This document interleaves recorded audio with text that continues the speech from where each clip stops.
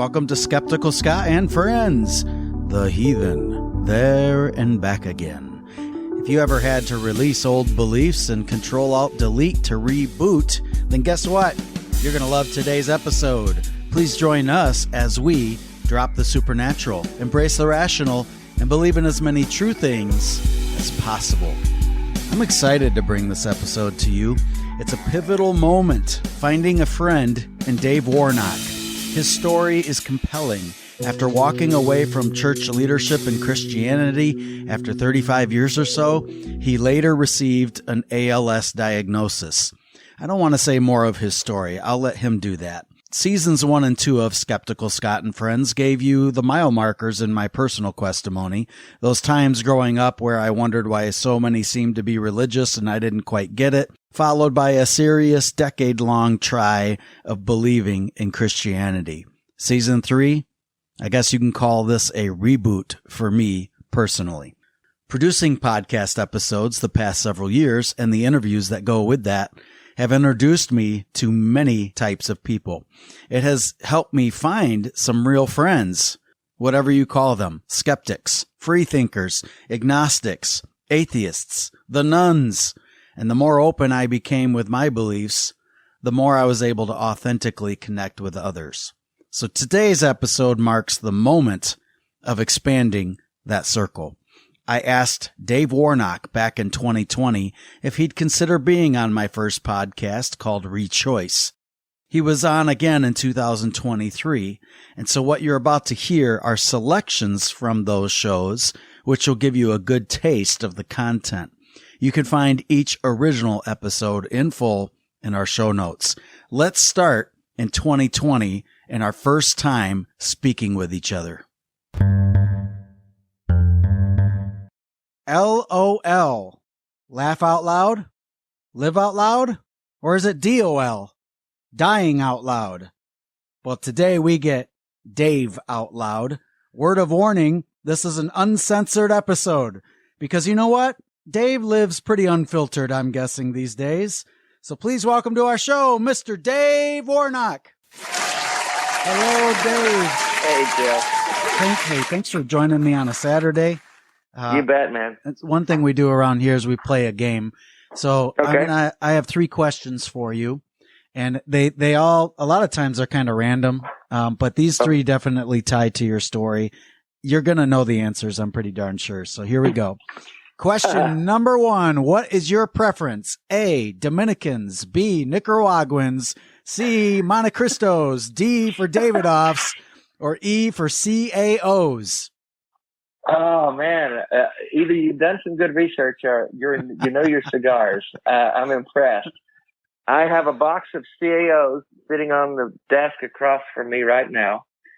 Davidoffs, they're pretty much primo de primo, and that's what I'd call a special occasion cigar because that's like a $20 cigar. And as far as the tobacco, I got to say Dominicans are probably my favorite, although Nicaraguans are good. And I have a special affinity for Nicaraguans because I was there.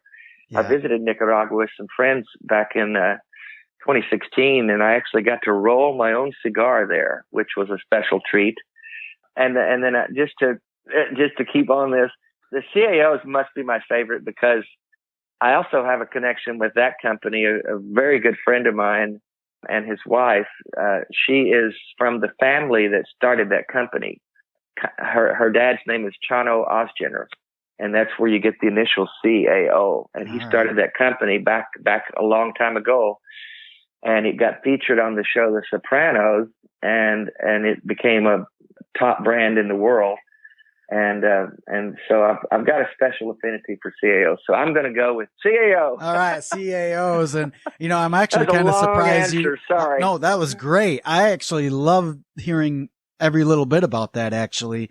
I'm surprised you didn't make up a category F for lit for any of those, right? So yeah. Lit cigars are good. The best cigar is a lit cigar, as you said. Yeah. That's right. And I stole that right from you from another podcast. So here we go. All right. Question number 2. Now, at first you're going to be like, where's this coming from? But I think you'll get it. This pioneer was born in the state of Maine in 1836, though probably not the kind of pioneer you think of from back then. He grew up in a working-class household and moved around a bit in New England, Connecticut, Rhode Island, a few times in Massachusetts. But in his mid-20s, just before the Civil War, he launched a board game he called the Checkered Game of Life, which later became the Game of Life. His company dominated the production of American board games in the years to come, with games like Candyland, Operation, and even Battleship. Who is the creator of that company? What do you think? Who set up those rules? I think you're making a veiled reference to some things I've talked about before. So, dude, you've done your research.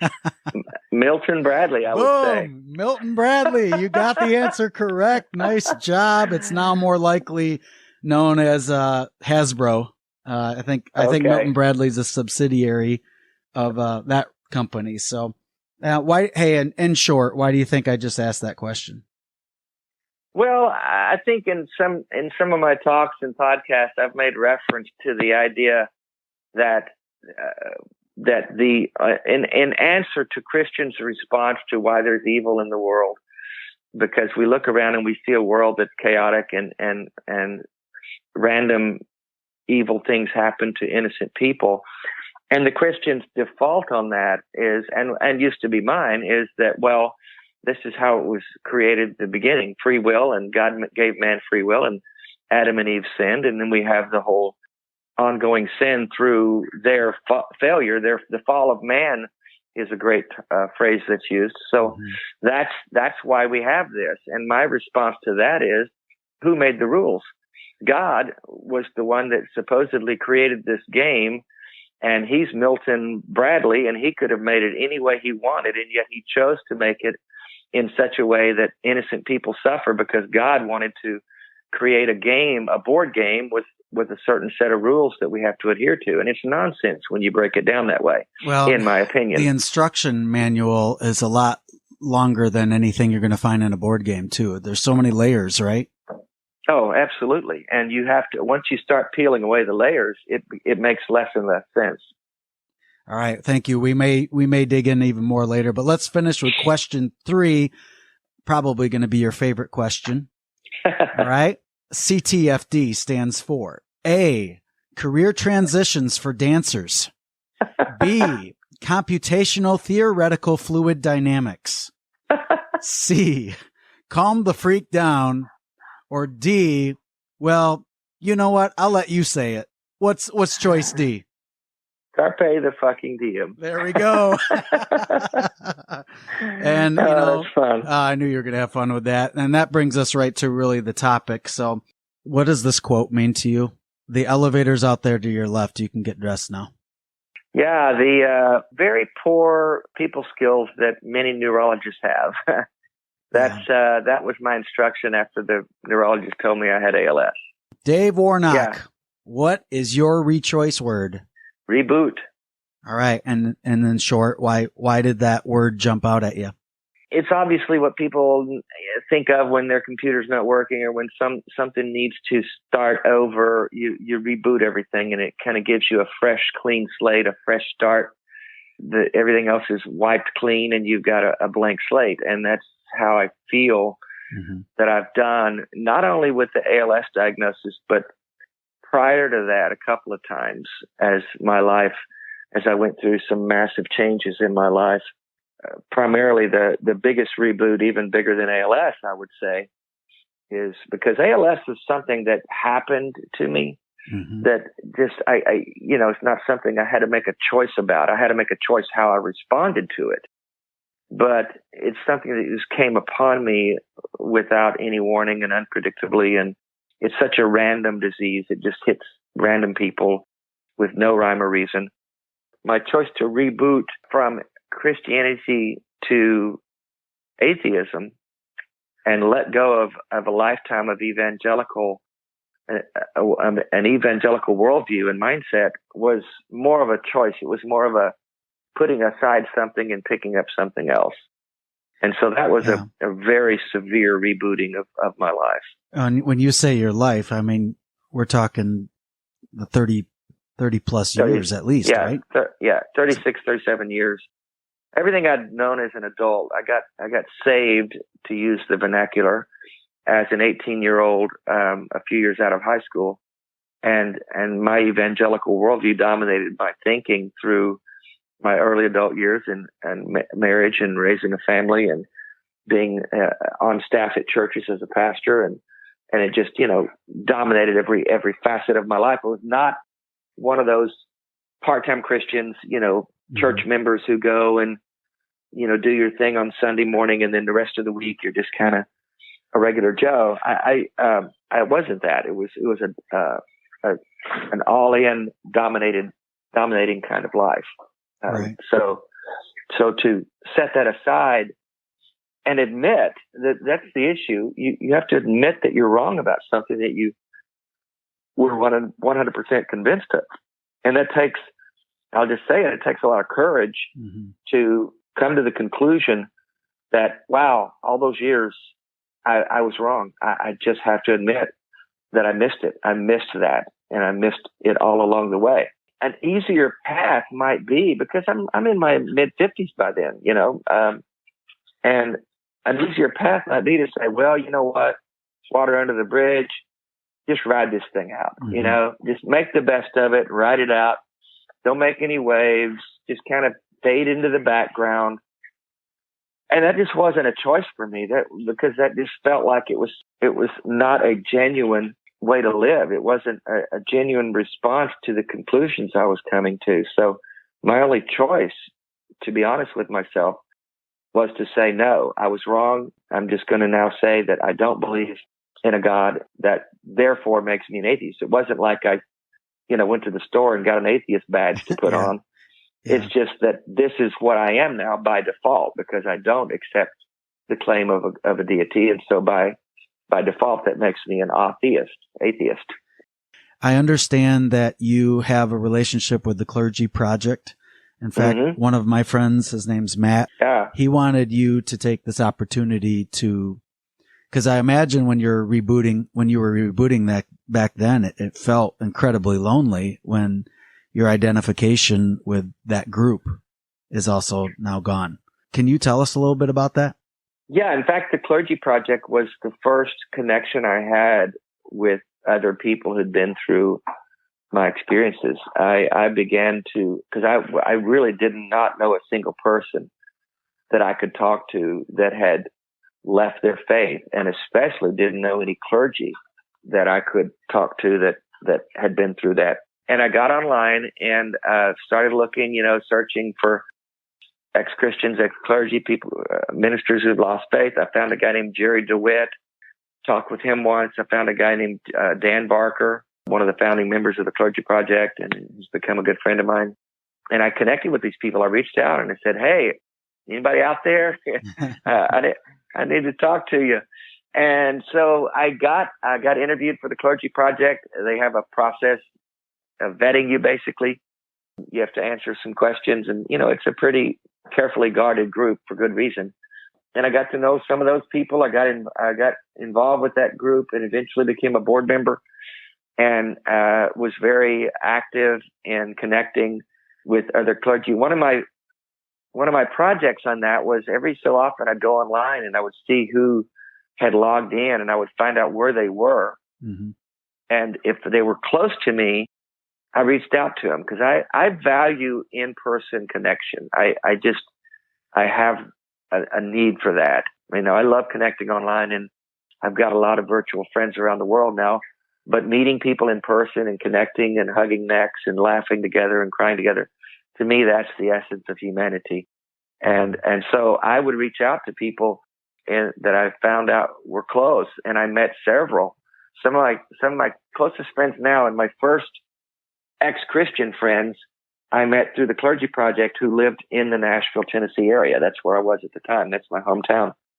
And in fact, my best friend, Cass Midgley, we found out we lived a few minutes from each other. We met and had coffee and began to get to know one another, and we became the closest of friends. And then when I got my diagnosis, was living alone in an apartment in Nashville, they convinced me to move in with them, just because we didn't know how fast this was going to progress and when I might need help doing things. And so They actually became like a family to me, and that was all due to the connection through the Clergy Project. I'm glad to hear that. You know, my friend Jim, another guy that I interviewed, he was wondering about that.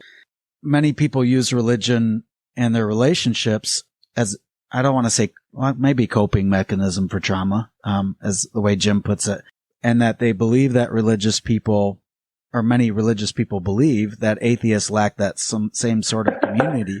Now, I know. So what I'm hearing you say is, I hear a community right there. Oh, it's a huge community. Yeah. And what Cass and I ended up building there in the Nashville area, for all practical intents, was a church. Because he's an ex-pastor and I'm an ex-pastor, we just have that DNA in us where we build community. And so we started a group that would meet once a month and a lot more often for social, events and things, and became quite a vibrant community of ex-Christian atheists. And the thing about that is atheists, when you said that people think atheists don't have community, it is challenging because with Christianity, you've got a built-in mechanism for that. I mean, if I was, a Baptist or Pentecostal or Lutheran or Catholic or whatever my brand was, you move anywhere in the country and all you got to do is get online. Okay, where's the nearest Lutheran church? Where's the nearest Baptist church? And it's a built-in community. All you got to do is walk through the door, and it's all designed for you. Come on in. We got something for your kids. We've got a youth group. We've got young adults. We've got young marrieds. We've got the senior groups. The community is just built in, and that's what religion has done quite well, I might add, is build a sense of community and build real communities where people can connect. What's lacking in the secular movement, and what most people I talk to that come out of Christianity, what they miss the most is that community. And finding a replacement for it is often the biggest challenge. I want to know how a diagnosis like ALS, how you've seen people respond to that when it comes to surrounding somebody for support. It was an interesting observation when I began to share my diagnosis. The reactions from people were markedly different. Without generalizing too much, I never like to paint anything with a broad brush, but I began to see that the Christian community really had a hard time dealing with terminal illness of an atheist that they know. It's one thing for a Christian to say, I believe Christians go to heaven and people who aren't Christians go to hell. It's one thing to have that theory as a theological point. It's another thing altogether to look at someone you know and might care about and look them in the eye and say, you're going to go to hell when you die. It gets real personal then. And they have a hard time doing that or even thinking that. I mean, think of the last funeral you went to where the minister was saying, yeah, too bad, old Bob's in hell now. If he'd only prayed the right prayers, he'd be in heaven, but he's in hell. No, everybody at a funeral's in heaven. Everybody's in heaven. They're in a better place. Well, how do you know? How do you know what his theology was? I saw that they had a hard time facing the reality that I'm going to die as an atheist. And they didn't know what to do with it. They didn't have a category to put that in. So their response was to just kind of ignore it and not talk about it and not deal with it and not have to handle that. So they just didn't come around. They don't call and say, hey, Dave, how you doing? How you feeling? How's your emotions? You holding up okay? Tell me what's going on. Nothing. Crickets. My atheist friends were completely opposite. They ran toward it, I like to say. They ran toward my pain. They said, what can we do? We want to be here for you. We want to be there with you.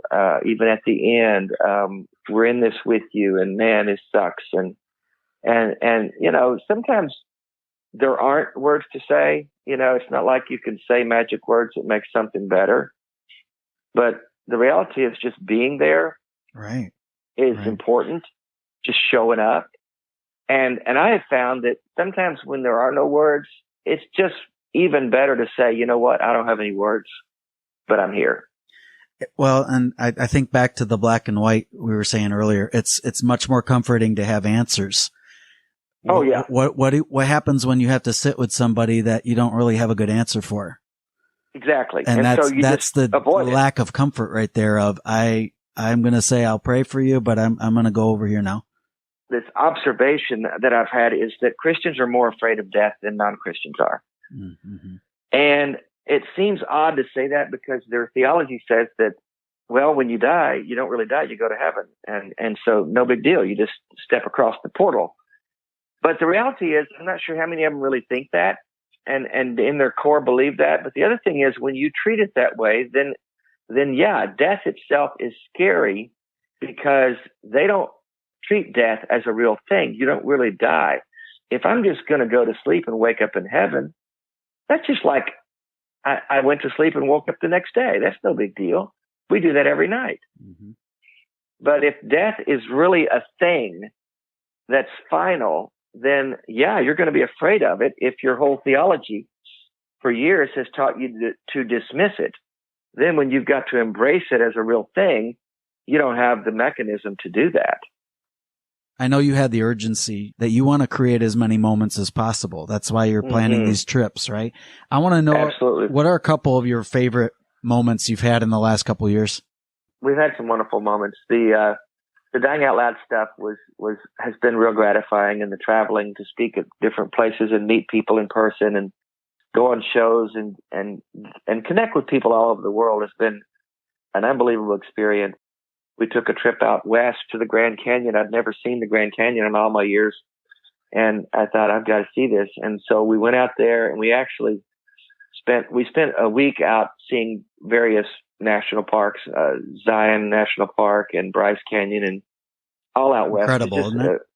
Oh my God, it was just incredible. And we did a helicopter ride over the Grand Canyon. And, and again, it's one of those things where you say, okay, that's really expensive. But you know what? I have a short window here and I'm never going to get this chance again. And I'm just going to do the things I want to do while I can do them. And I got to tell you, man, flying in the helicopter over the Grand Canyon was just unbelievable. And then, we went skydiving. All right. I was wondering. Yeah. Tim McGraw would be proud of me, wouldn't he? Hey, I'm proud of you. I still need, that's on my list. Yeah, it's an incredible experience, and it was just one of those things that you think, wow, this is going to be cool. And then when you are at the window, when you're at that door, and there's nothing between you and 15,000 feet down below is the ground, and you lean forward and fall out of that plane. Oh my God, what a rush. Yeah. But what's funny about that experience is, they have a cameraman with you. We hired a cameraman. They do a video and take pictures, and they want you to wave at them and high five them and do all those things. And I quickly learned as soon as I get out of the plane, I got no arms. I can't do shit. I am flying through the air. My arms are hanging limp by my side like a fin on a fish. Oh man, I didn't even think about that. And my arms are just falling back behind me.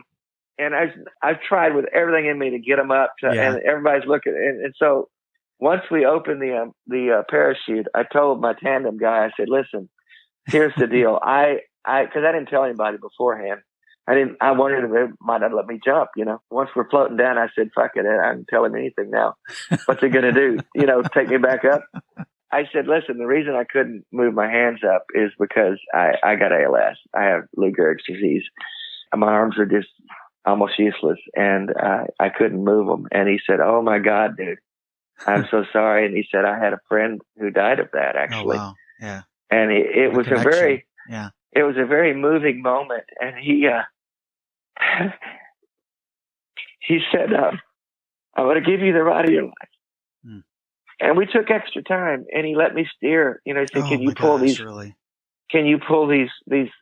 handles? And I said, yeah, hook me up there. And I pulled him, and we swerved around and went a little out of the way and did some extra loops and stuff. And he just gave me an extra ride. It was really fantastic. Special. And yeah, so it was just one of those moments, man, that you just think, God, this is what it's about. Life is about the moments. And if we're not careful, we'll live our life and we'll miss them. That interview led to a friendship and a few more events together. Dave spoke at our Unitarian Universalist church through Zoom back when travel was difficult during COVID times. Then in 2023, Dave invited my wife and I to one of his favorite places, Gulf Shores, Alabama, and got to meet many new friends. Here is a portion of that episode recorded live on location. And again, check our show notes for the full episode and to check out Dave's book. Welcome to the Rechoice Podcast. Ever been stuck on repeat? Do you rehash stories in your head? What was the message of that story? And is it true? Perhaps it's time for a rewrite. What is your Rechoice word? My Rechoice word is remix, regenerate, recenter, reimagine. Welcome to Season 4 of Rechoice, real talk about moments our guests chose differently. You can read more at rechoicepod.com, but now it's time for the show.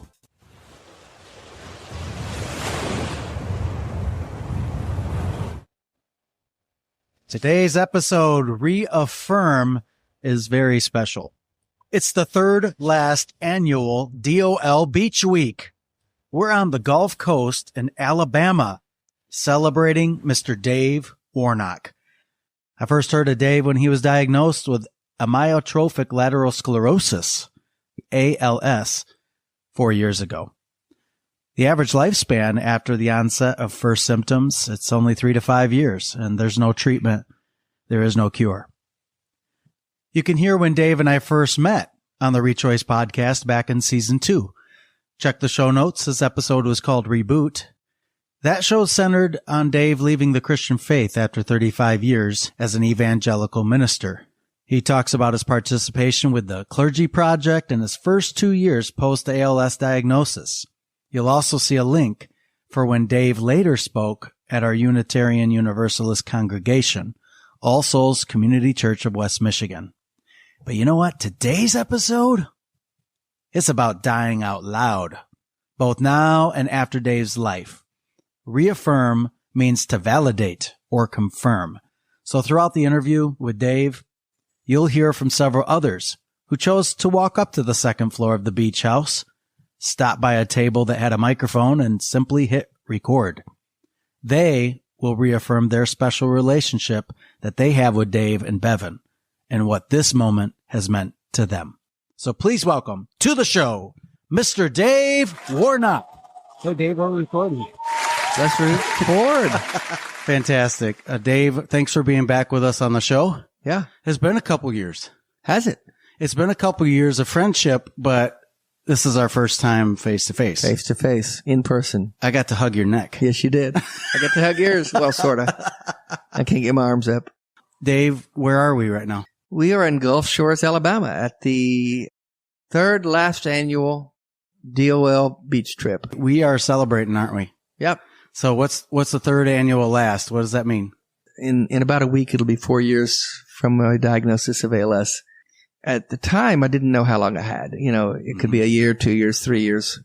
And here we are in the fourth year. And so I wanted to have one last blowout at the beach, which is my favorite place on the planet, where all my changes were there, as Neil Young said about a song, Helpless.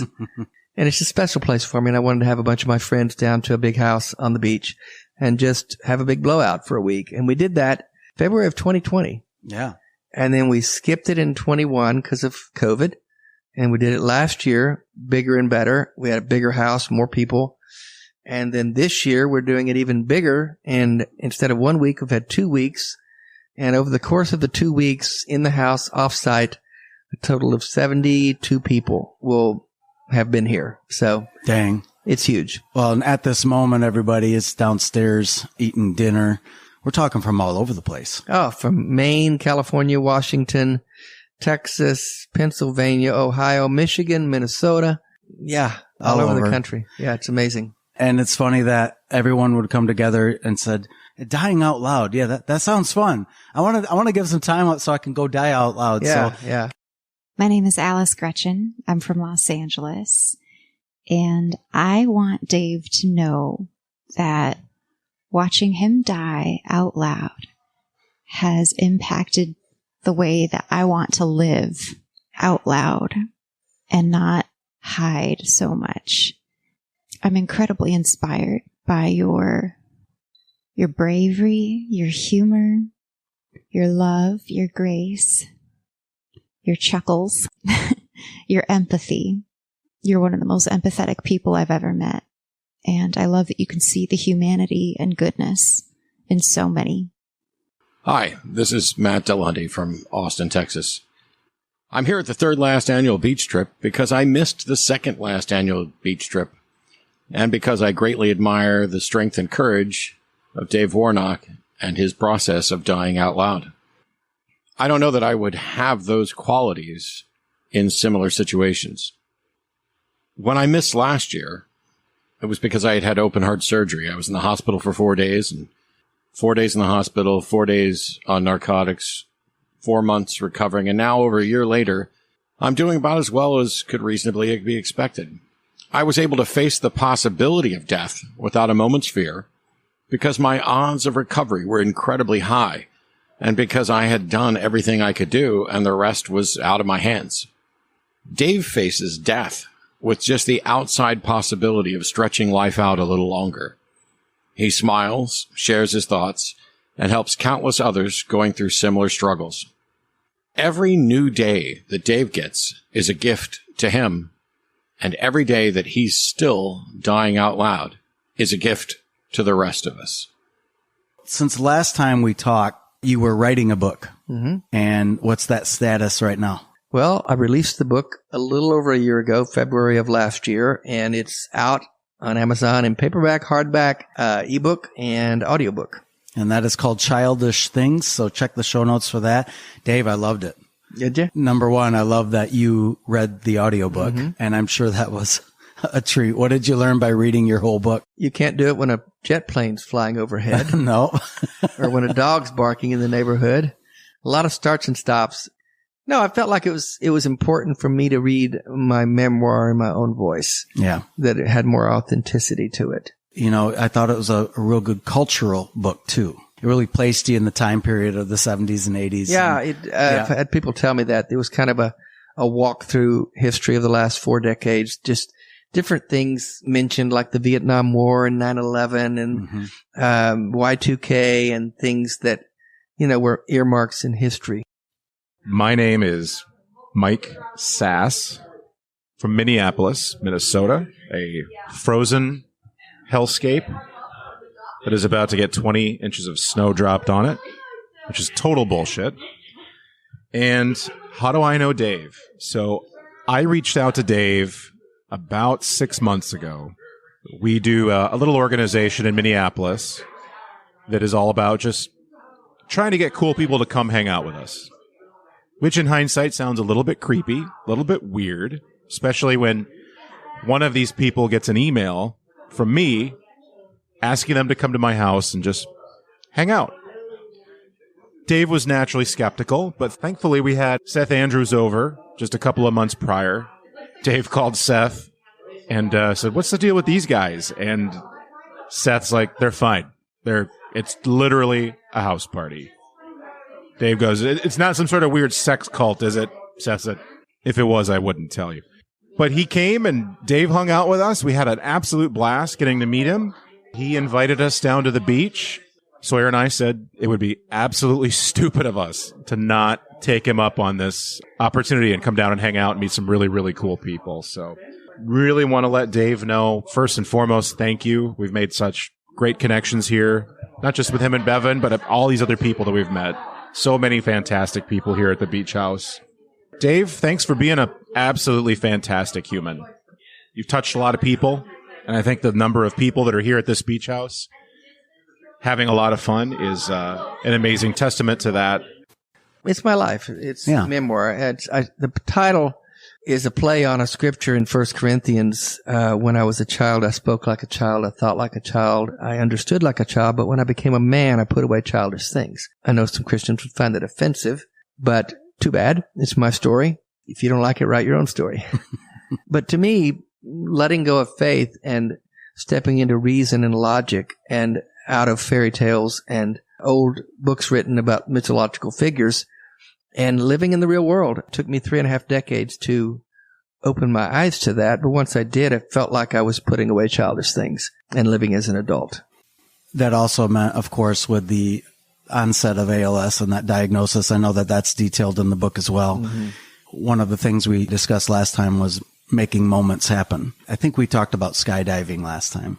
So what is a moment you've had since then? Skydiving was pretty big. One thing I had wanted to do was scuba dive. I'd never done that, and I'm not able to by myself because I can't even pinch my nose to breathe out, to clear my ears, and you can't go underwater unless you do that. And so I needed help. I needed to find an adaptive scuba diving outfit, and so I linked up with this group that provided that, and we went to Hawaii. Not only scuba dove, but jumped out of a helicopter into the ocean to get to the scuba diving. We got on the boat, went out, got the tanks on, went underwater. I got down about, I think we were down about 60 feet. And it was fun and great, and I was having a blast. And then it got almost surreal because the team brought me an octopus they had found. And apparently they're quite common and they're easy to catch. And they're not really, we didn't hurt him. It was very easy to handle it without endangering the critter. But they brought it to me, and he wrapped his tentacles around my arm.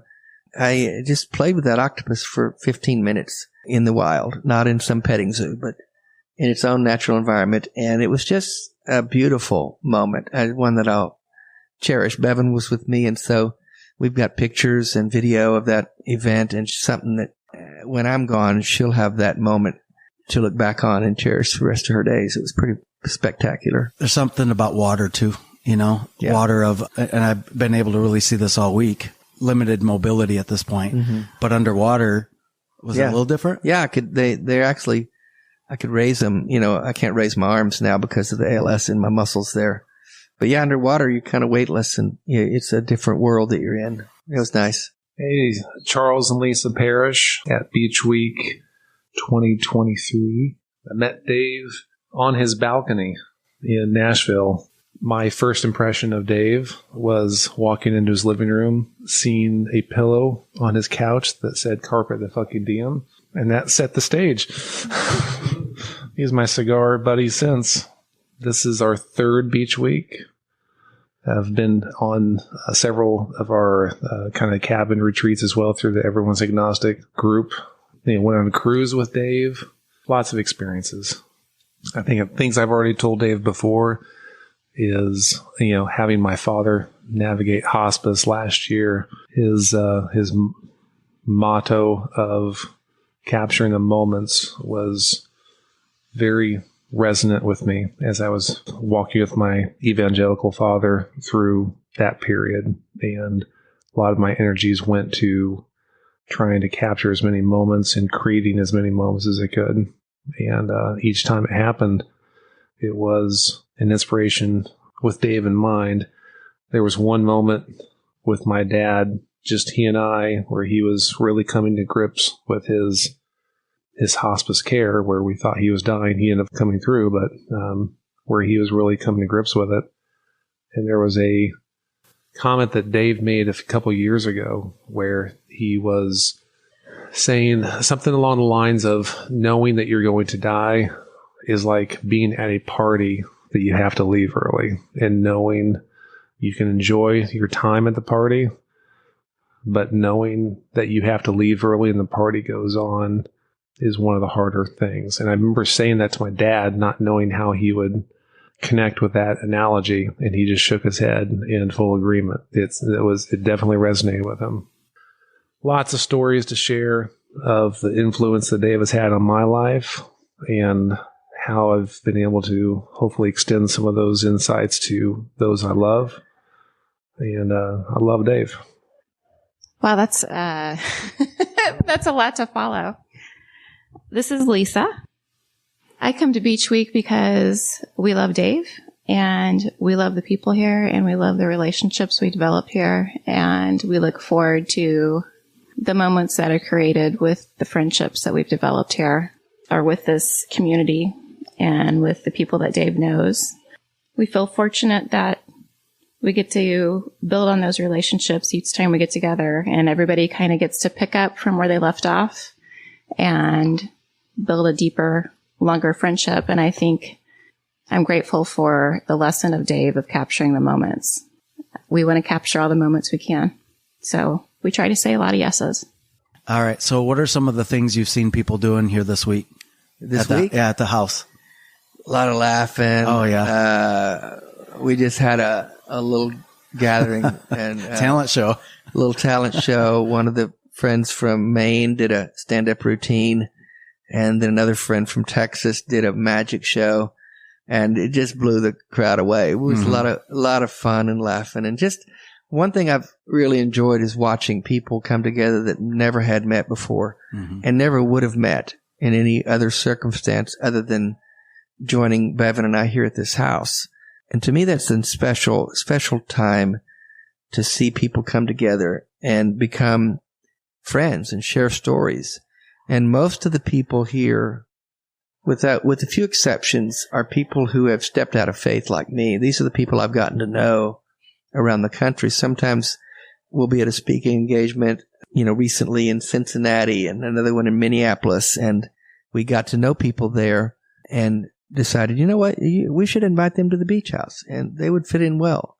And sure enough, here they are, and they're getting to know each other, and they'll go away from here being friends. I have new friends. I know that. Yeah. Yeah. Judy and I from Michigan didn't really know anybody here. This has been awesome, Dave. Yeah. So thank you. Hello, I'm Eric. I live in Nashville, and I met Dave Warnock about 7 or 8 years ago through the Clergy Project. I went on their website after I joined Clergy Project to find someone in the area, and I saw Dave's name and reached out to him. Met him in a far out of the way coffee shop, and from that developed a friendship that has included our meetup group in Middle Tennessee, people who are very close to me. And Dave is the connecting point for that, including my partner Stephen, who I met through our group. And I'm at the beach week because I love Dave Warnock, and I love the way he helps us live in the moment, seize the day, be present. It's not about the quantity of your days, it's the quality of your days. Thank you, Dave. You've taught us a lot, and I love you, man. My name is Genevieve Swilley. I'm 30 and I'm from Frederick, Maryland. I met Dave completely randomly. He found me on TikTok, a platform that I had boycotted for years before inevitably joining and making content. It was about 2 weeks after I made my first video about being an atheist and about grief. And he said he thought I was brilliant and he wanted to do a show. Obviously, I said yes. The first time I met him in person was this time last year. We'd already been doing the show since September. I'd spent hours talking to him every single week. And coming down to Beach Week in 2022 was the first time that I got to give him a big, long hug. Dave is not just one of my best friends, but he's like a father figure to me. And I want you to know, Dave, that you inspire the shit out of me every single day. Words don't really do justice to describe the love and affection that I have for you. I'm so grateful, and a little tongue-in-cheek here, I'm so blessed to have you in my life. And we want to push back against the religious implication of religion in the process of healthcare, where they send you a chaplain, even if you haven't asked for one, where they ask you which religion you're affiliated with in the intake questionnaire. Those shouldn't be questions that we have to answer as non-religious people. And so we want to change the nature of the default position of religion in the field of healthcare, death and dying. I know there are people here who are already experienced some of those things that maybe not everyone thinks of. So what are some other examples where you feel like people have been overreaching? I spoke at the Secular Coalition for America in D.C. a few weeks ago. I had several people come up to me with examples of similar things. This is not an isolated experience. It's a very commonplace, and it needs to stop. If someone wants a chaplain at their bedside, if someone wants someone to pray for them, We're not opposing that. You knock yourself out. You pray yourself away. We don't care. You do your thing. Just don't impose that on people. It's the impose. Yeah, don't impose that on people who don't want it. And don't imply that they probably do. That shouldn't be the default position. We shouldn't have to push back against that. We shouldn't be put on the defensive. And so that's what we're talking about here. Yeah. Or in the case of somebody being not in a position to even push back on that, right? If they can't speak for themselves. Yeah. Yeah. And then it puts the family member in a position. And it's just religious overreach, and it's unnecessary and really unconstitutional. It's against our American freedom. Hey, my name is Stephen Barry. I am from Nashville. I am at the third last annual Beach Week thing. I've been to every one. I've known Dave since 2016, and Dave has been such a big catalyst for change in my life. He's also been a friend, and a lovely person to be around. I met him on Facebook at a time when I was looking for secular community. Fast forward years later, I'm living in Nashville, and I connected with him and many other secular people, and ended up meeting my partner in that group as well. And there's just been so many domino effects from me meeting Dave, connecting to the love that he has for me and for everyone. I've been riding with Dave for a while, and I'm going to keep riding with Dave. So I want Dave to know how much I appreciate him and how he sees the world before diagnosis, after diagnosis. He's just continued to share himself with the world and completely be himself.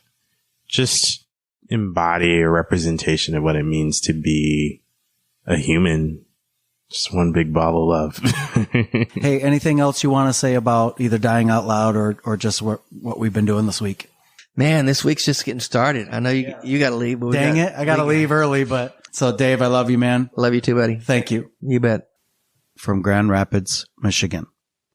When I originally reached out to Dave in December of 2020 and inquired whether he'd be on the podcast, he immediately said, sure. Of course, now I realize he wasn't preparing for Beach Week because of COVID. But Dave, you invited me to be a part of the second anniversary Zoom party, complete with games. And after about 3 hours of that, I could already tell this was a group I could be myself with. I'll echo everything else that's been said, but simply add this. Dave and Bevan, thank you for really showing us how to love and live better. And thank you for allowing us to love you back. I may not have washed your feet, Dave, and you probably wouldn't have liked that, but you did allow me to help you take several sips of bourbon, and I got to hold your cards for poker. Y'all, Dave's really good. And throughout all of this, you made us laugh and you made us feel valued. A sincere thank you for your loving hospitality. Can you see why I had to include this on our show? I mean, it really helped me find the and friends part of Skeptical Scott and Friends. Dave is in Nashville today. We play fantasy football together. Just saying he beat me twice in the championship. I've almost gotten over that. He lives pretty close to the new Tennessee Titans stadium that's being built. We got to have some dinner last summer together when I was passing through. And if you want to hear something a little bit more recent, just from last year, check out Seth Andrews' interview with him on the Thinking Atheist, also linked in our show notes. So yes, Dave's ALS has progressed, though he is now past that typical 3 to 5 year average post-diagnosis. That's the thing with ALS. It's quite unpredictable. Dave has slowed down on traveling and speaking engagements due to the progression of the disease. But a favorite moment I saw of him was during a No Kings protest. Dave's buzzing down a busy street in Nashville in his electric wheelchair, just letting people know exactly how he feels. Let's just end this with the 4 letters that I have tattooed on my shoulder. CTFD. Carpe the fucking Diem.